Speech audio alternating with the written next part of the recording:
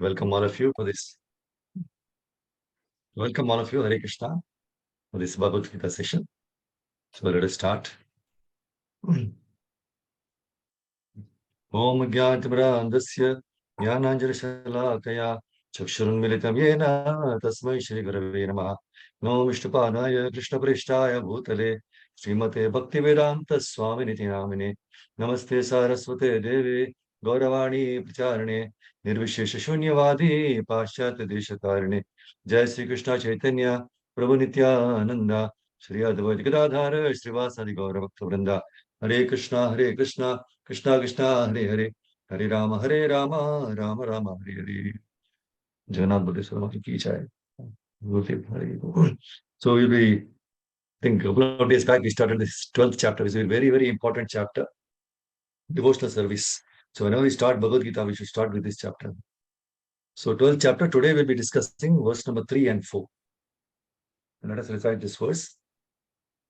Ye tvaksharam manirdeshyam avyaktam paryupasate सर्वत्र गमचिन्त्यं च कूटस्थम् अचलं ध्रुवम् सन्नियं येन्द्रियग्रामं सर्वत्र समबुद्धयः ते प्राप्नुवन्ति मामेव सर्वभूतहिते रताः. Translation by Divine Bishop Ocean Gopal Ki Jai. But those who fully worship the unmanifested, that which lies beyond the perception of the senses, the all-pervading, inconceivable, unchanging, fixed and immovable, the impersonal conception of the absolute truth. By controlling the various senses and being equally disposed to everyone, such persons engage in the welfare of all, at last achieve me. So very important. In fact, each and every verse is so very important to understand. Very practical lessons we can understand. See, the last chapter, 11th chapter, was universal form, right? So after hearing Arjuna, after hearing of the Lord's impersonal opulences, now Arjuna again wants to hear about the devotional service. So in this chapter, 12th chapter, first verse number 1 to 7, it speaks about the bhakti is superior to impersonalism. See, worship of the impersonal feature, no, he is, number one, he is less perfect. He is not perfect. And secondly, he undergoes more difficulty than one who worships Krishna with great faith and great attention. So the path of devotion is recommended here because it is not only easier to follow, but also Krishna personally takes charge of delivering his devotees. So that's why the first verse, Arjuna wants to clarify, which is more perfect. Those who always properly engage in devotional service or worshippers of the impersonal Brahman, the unmanifested. So from the second verse, Krishna answers the questions of Arjuna. So Krishna says, see, those who are engaged in devotional service are most perfect because, number one, they fix their minds on my personal form. Secondly, they're always engaged in worshipping me with great and transcendental faith. So now Arjuna, after hearing this, is very happy to hear that devotional service is superior. But he wonders, what is the attainment of an impersonalist who is renouncing the work and is able to, how can he fully worship the unmanifested? So this is a bit wonderstruck by this. So that's why the answer comes in from third and fourth verse. From this here, we can start realizing. See, those who worship the unmanifested, that is impersonalist, right? They will also reach Krishna eventually and surrender. That's why Bhagavad Gita 7.19, Vasudeva realization after many, many births. It gives the characteristics of impersonal conception of absolute truth. What is the characteristics? There are 7 of them given in this verse. Unmanifested, beyond sense perception, all-pervading, inconceivable, unchanging, fixed, and immovable. And he is asking, and how to worship the unmanifested? He is given the purport. So by controlling the various senses, by being equally disposed to everyone, by engaging in welfare for all. But he says, difficult for any common man. Much penance is involved in this before the ultimate realization of full surrender takes place. See, by concentrating one's mind upon Krishna, one is able to know the absolute truth completely, but not otherwise. So impersonal Brahma Jyotir or the localized Paramatma, no, this realization is not perfect knowledge of the absolute truth because it is partial. Full and scientific knowledge is Krishna. And everything is revealed to the person in Krishna consciousness. Sorry. Must live on. So in complete Krishna consciousness, one knows that Krishna is ultimate knowledge, beyond any doubts. So different types of yoga are only the stepping stones on the path of Krishna consciousness. So one who takes directly to Krishna consciousness, automatically he knows about the Brahma Jyoti and the Paramatma in full. But if you turn your attention to the impersonal and to the super soul in the heart, as the yogis do, right, then it is very difficult. So you cannot fix your attention to the impersonal. That's why in the Bhagavad Gita it is said that Klesho Adhikaras Avyakta Satta Chetasa. Those who are attached to the impersonal feature of the absolute truth, their business is very troublesome. That's what Prabhupada says. He says it is not like chanting, dancing, taking prasadam, because this is very nice, right? But the impersonal feature is very troublesome. But even if you speculate on the impersonal, the result that is achieved by working very hard for many, many lives is that you will have to ultimately, eventually come to Krishna. So Prabhupada very nicely describing as that Supreme Personality Godhead is giving evidence from scriptures like Bhagavad Gita and Brahma Samhita.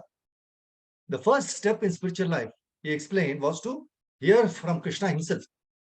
But Prabhupada warned, please hear carefully, the Prabhupada was warning that if one heard the class and then went outside and forgot about the class, he could not improve. So he says, whatever you are hearing, you should say to others. So Prabhupada said, he gave the example of how his disciples were writing in Back to Godhead magazine what they heard from their spiritual master. And to speak or write what one has heard, a person has to be thoughtful, no? He should think about it. So you are hearing about Krishna and you have to think. Then you have to speak. Otherwise, it will not work. So Shrotavya Kirtitavyascha, Dhyaya Pujascha. And you should worship. So the Prabhupada says, therefore, you require the deity for worshipping. We have to think of what we have, that we have to speak, we have to hear, we have to worship. Pujascha. And the question was, should we do this occasionally? No, Nityada, regularly. Nityam Bhagavata Sevya. So this is the process. So anyone who adopts this process, he can understand the absolute truth. So this is the clear declaration of the Srimad Bhagavatam. See, in the introduction of Bhagavad Gita, it is said, it's also explained in the Gita that impersonal Brahman is also subordinate to the complete Supreme Person. Brahmano hi pratisthaham. Brahman is more explicitly explained in the Brahma Sutra. Is to be like the rays of the sunshine. So the impersonal Brahman is the shining rays of the Supreme Personality of Godhead. The impersonal Brahman is incomplete realization of the absolute whole. And also is the conception of Paramatma. So in the 15th chapter of Bhagavad Gita, it can be seen that the Supreme Personality of Godhead, Purushottama, is above both the impersonal Brahman and the partial realization of Paramatma. The Supreme Personality Godhead is called Satchidananda Vigraha. So Brahma Samhita begins in this way, right? Ishvara Paramaha Krishna Satchidananda Vigraha Nadiradir Govinda Sarva Karana Karanam. Govinda, Krishna, is the cause of all causes. He is the primal cause, and he is the very form of eternity, knowledge, and bliss. So impersonal Brahman realization is a realization of his Sat, eternity feature. Paramatma realization is the realization of Sat Chit, that is eternal knowledge. But realization of the personality of God Krishna is realization of all the transcendental features, Sat, Chit, and Ananda, eternity, knowledge, and bliss in complete Vigraha form. So the ultimate goal is Krishna. Now, because the philosophers who are also sincerely searching after the absolute truth come in the end to Krishna consciousness. And this is also stated in Bhagavad Gita. The whole process is to understand the real position of the self in relation to the super self. So the indirect process is philosophical speculation. by which gradually one may come to the point of Krishna consciousness. And the other process is by directly connecting with everything in Krishna consciousness, like the steps or the lift. It's up to you, right? So in the battlefield of Kurukshetra, when Krishna had finished explaining about his personal, impersonal, and universal form, and had described the different kinds of devotees and yogis, then Arjuna very intelligently, he asked a question in the first verse. That's the first verse. He says, Evam Satata Yukta, right? So he's asking which is considered to be more perfect. Those who are properly engaged in your devotional service, or those who worship the impersonal Brahman, the unmanifested. So by asking this question, no, Arjuna is urging Krishna to reveal the topmost yoga. The yoga by which has been accepted as topmost by highly qualified rishis like Asita, Devala, Vyasa. The yoga which has been debated upon by impersonalists, no, since time immemorial.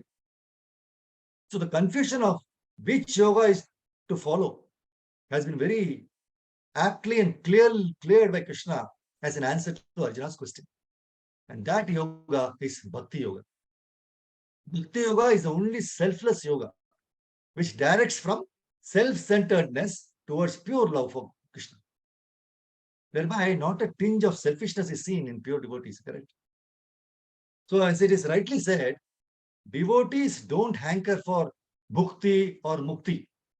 So, many are of the opinion that getting rid of birth and death cycle means mukti. But devotees hanker only for the service of Supreme Lord Krishna. And for that sake, no, they don't even desire for liberation. So that is the highest caliber of pure heart a bhakti yogi carries. As Lord Sri Krishna Chaitanya says in Shishtastakam, Dhanam na janam na sundarim kavitam va jagadisha kamaye mama janmani janmanishware bhavatad bhakte rahai tuki tvai. He says, Oh Almighty Lord, I have no desire to accumulate wealth, nor to enjoy beautiful women, nor do I want any number of followers. What I want is only the costless mercy of your devotional service in my life, birth after birth. So this is Bhakti Yoga. And pure devotees desire for such service only. So whether it is related to improvement of one's economic status, social status, or academic studies, or attaining of yogic powers, they are of no value if they are not dedicated in the service of the Lord. See, sometimes people try different meditation methods and yogas, to overcome the anarthas like anger, greed, right? But all such achievements also would not give us the ultimate bliss. In that struggle of achievement, the so-called yogi, he forgets what his actual purpose is, which is actually selfless devotion. So Bhakti Yoga alone can guarantee us eternal bliss, and the joy of serving the Supreme Lord Krishna is above all these achievements. See, this statement is very nice. The day a desire sprouts in our heart, that now whatever I have to do is for Krishna alone. When we have that desire that whatever I have to do is for Krishna alone, that day Bhakti Yoga begins. And it has been proved time after time, right? By our Vaishnava Acharyas, who gave up everything just for satisfaction of Krishna. So even today, life can be lived in the Bhagavatam way. And Bhagavatam way of living is eternal and can be followed no matter how modern this world turns into. So stop here. Garantara Srimad Bhagavad Gita ki Jai Shri Prabhupada. Thank you, Prabhupada Mataji, for this opportunity to glorify Krishna. Hare Krishna. Hare Krishna. Hare Krishna, Prabhuji. Thank you, Prabhuji. Hare Krishna. Thank you. Thank Hare you very Krishna. much. Dandavat Thank pranam. you very much.